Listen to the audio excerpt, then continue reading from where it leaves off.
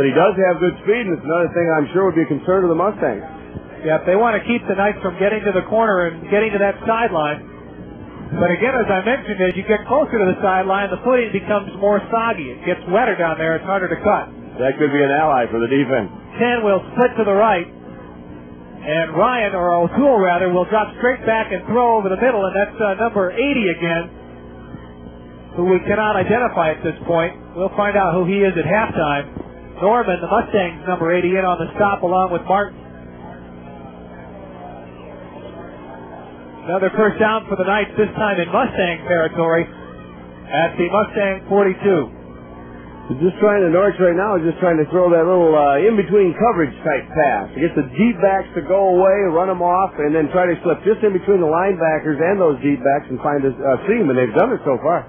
Doing a good job. Their first sustained drive. O'Toole again will throw, and he's being chased. Norman missed him, but Ruers gets him. Boy, when you send all those people, somebody's going to end up with him if O'Toole can't get rid of the ball in time. The old Chicago Bear theory of playing defense. Send them all and put pressure on the quarterback. Bring them all. If the quarterback doesn't have time to throw, it doesn't matter where his receivers are, Joe. He can't get rid of the ball. And O'Toole, not a big guy, 5'6", 140 is his program height and weight. I don't know if he's quite that small. But he's sacked nonetheless, 2nd and 13, and lost 3. And O'Toole will drop back, and here they come again. He gets it away for Penn. And this one is incomplete. Good coverage. Yeah, Randy Buller was right there. He may have timed his jump just a little off. He leaped a little bit early, but he did get his hands on the ball, and there wasn't any way that the Knight was going to catch the ball. And they're back now with long yardage again and third down. O'Toole having to throw the football before he really wanted to, and a little bit off balance. And that allowed the Mustang defense to get back and knock it down. 2.5 minutes to play in the first half. Portage Central 13, Loy Norwich nothing. 3rd and 13 from the Mustang 46. And another penalty flag. Let's have some movement down there in the down lineman, Joe, from just the way that the back judge threw the flag, and usually that indicates an offensive infraction. Illegal procedure against Norwich. That'll back them up 5 more. It'll be 3rd and 18. I think they're going to have to keep their eye open for that screen again. When something's successful, I know you like to run it. Either that or flooding an area again and trying to get underneath, get to one of the fast people and let them run with the ball. Well, especially with the Mustangs blitzing all the time, if you can get that screen off, it's a good play. We'll see what Coach Barnum elects to do. He's in his first year as a head coach, coming over from Kalamazoo Central, where last year he was the Maroon Giants defensive coordinator. Ball backed up now across the 50 to the 49.5. O'Toole will throw left sideline, and the ball is in and out of the hands of the intended receiver. That's Hopkins over there. Good coverage again by Buller. Norwich is really not in 4-down territory. We'll wait and see. They're bringing in number 3, Andrew Cubb, so it looks like they'll probably punt. In a situation like this with 2:31 left in the half, they want to put the Mustangs as deep in the hole as they can so that they have a long way to drive, even though they have their 2-minute offense set up, or they will have. Cupps has been a busy man tonight, and again, he barely gets it off. A little bit of contact with no penalty. Mustangs field it. Kopp, he'll keep it himself. There's Norman with one block.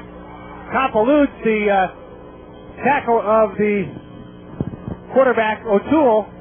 We've got flags on both sides of the field, so obviously there's 2 different infractions going on here. The one that you indicate near the ball carrier, you might think of an illegal block of some kind, although I didn't see it from our vantage point. Well, we'll let the officials sort this one out. We showed you their names earlier. So it makes it nice about us being up here. We can guess, and we're not in trouble. And the boys down there in the black and white, they have to make all the big decisions. Well, I've had my share of guessing. There's tonight's officials. Dave Whitvoigt, that should be a V there. Gary Friends, Bob Ritchie, and Ron Commissaris, our officials this evening. That's a crew that's been around for quite a few years. They've done an excellent job. In fact, a couple of those boys on that officiating team work college football games an awful lot, too. We're still trying to sort out the penalties. Buller is talking with Hoskins and the officials down there. Mustangs had a good return on. Again, they're doing quite well with their specialty teams. Just because I like to guess, Joe, just from the way they're discussing everything down there, that maybe one penalty is against Lower North and the other is against Portage Central. Okay, I've got a question for you then. Do we go back and kick it again, or do we take the ball right where it is? If that's the case, they'll probably nullify both penalties, unless there's one is a major penalty and one is a minor penalty. In a situation like that, though, almost always they're major penalties. And if they nullify each other, they'll take the ball right where it is and go on playing from there. They will not return and kick. Well, let's see. Personal foul, Loyne Oryx. Personal foul, Portage Central. Offsetting penalties, and it looks like we're going to play it right from there. First down, Portage Central. They moved the ball back, though, Joe. They moved it back to inside the 10-yard line. Well, maybe they'll walk it back forward again.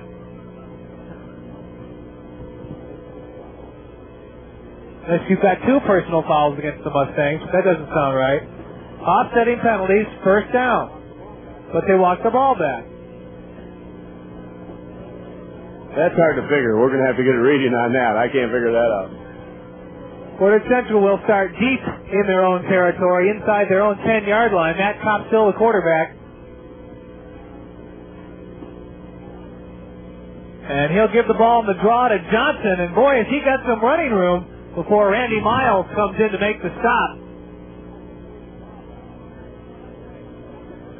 A nice run and a nice call in a situation like that, where the draw play is obviously much safer than passing down in there, and yet sometimes it can pop for a big gainer. In that case, it got them almost 9 yards, and they're out there now where they can move the ball or handle the ball or do a lot of different things with it, Joe. Clock moving, 1:41 left to play in the half. Ball on the 18 or 19 of the Mustangs.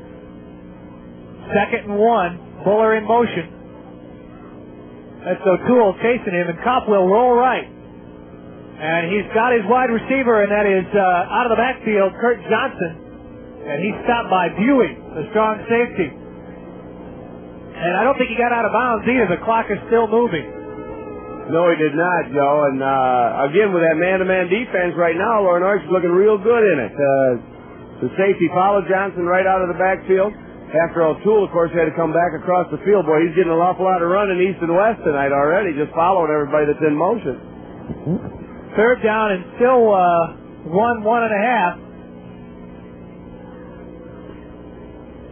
Mustangs give it to Hewitt, and he's got himself a first down and more.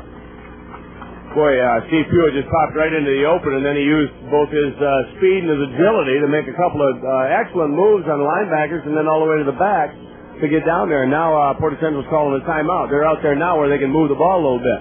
47 seconds left to play in the first half.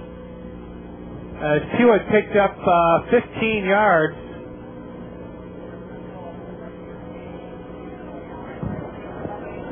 Give him 22 yards on the night unofficially on 4 carries.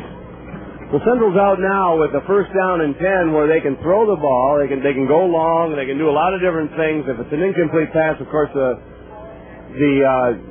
time stops, and they can come back and regroup, and they've got 3 plays to do that, even if they don't gain anything before they have to punt or use up the rest of the time. So they're in a good spot. There's our score. Portage Central 13, Loyne Oryx nothing. Coach Knight satisfied that he's given his troops what he wants them to do. Andy Buller checking in, Chris Norman checking out for the Mustangs. Stacey Young also in your picture, number 81. Got a little more quickness on those wideouts right now, and when he puts both Buller and Stacey Young in, that may indicate that he does want to throw it or maybe even throw deep. He's also got Martin in the ball game, number 40. 47 seconds left. Ball on the Mustang 35, 1st and 10. Koppel drops straight back with the roll slightly to his right. Under some pressure now. Got a good block. He tucks it and keeps it himself and up the far sideline across the 40. Or he's driven out of bounds. The out of bounds, of course, will stop the clock. As good as a short pass, not as good as a long one, but they have the ball again. They're 5 yards for a first down and 39 seconds left to keep moving down the field. Give him 5, it'll be 2nd and 10. Stacey Young is coming off the field.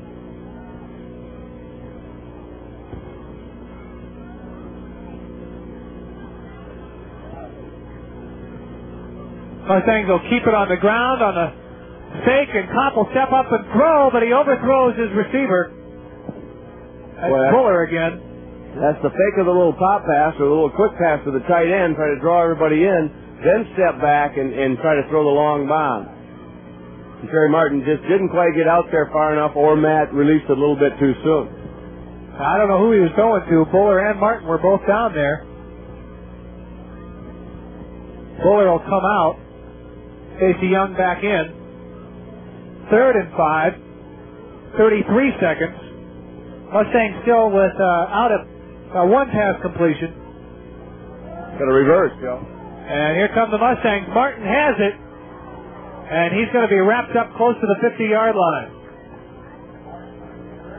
He's got the first down. That will stop the clock momentarily, and Coach Knight will stop it a little longer as he has Big Dave Sperry call timeout. Well, they only have half of the field now to cover in this last 23 seconds. A reverse play on a situation like that really is an ideal call, I think. All the defensive backs for Lower Norwich are way back, and of course, because they're man-to-man, O'Toole or whoever happened to be on Terry Martin at that time has to run the full length of the field in order to catch him, and if they're running everybody else off, that gives it the opening that we saw on our screen right away. He's got one great block, maybe one or two more, and they could have even moved up the field farther. We'll see if Mustangs will try and get a touchdown here as we approach the last 23 seconds of the half, or if they'll be content to work the ball down into field goal range. They missed one extra point. I don't really know how strong their kicking game is. I'm sure they'd rather have the touchdown, but if they can't get that, you'd want some points. Boy, yes, if they can get it down there where they can at least attempt a kick. I think Jeff Vine is good from at least 30 yards. 33 seconds left to play in the half. Ball on the Mustang 49. Kopp will roll right and throw to Stacey Young, but it's tipped at the last moment by Hoskins. Nice play by Hoskins. Stacey Young was open. Hoskins slipped underneath with a good speed and was able to get a hand on the ball and deflect it enough so that Stacey didn't have a chance of catching it. That Kopp showing some good throwing. Yeah, he was right on the money with that one, Joe. He's throwing the ball real well tonight. Didn't quite get it over the linebacker, though, Hoskins, as Stacey Young was behind the linebackers, but in front of the deep secondary people in that open zone. 2nd and 10. Here comes a reverse again, only this time they fake it. Johnson keeps it across the 40. Hurdles one tackler down to the 35. 16 yards on the carry. The Mustangs are pulling out all the stops, Joe, in this drive, this 2-minute type of an offense situation where they're running both the reverses, the passes, and the fake reverses, and they are moving down the field. It just depends on their biggest enemy right now. It looks like, at any rate, is the clock. 11 seconds left to play in the first half. Mustangs picking up a first down on that. Coach Knight out on the field, and Marty Williams will check in for the first time tonight as Kurt Johnson will hobble off the field a little bit.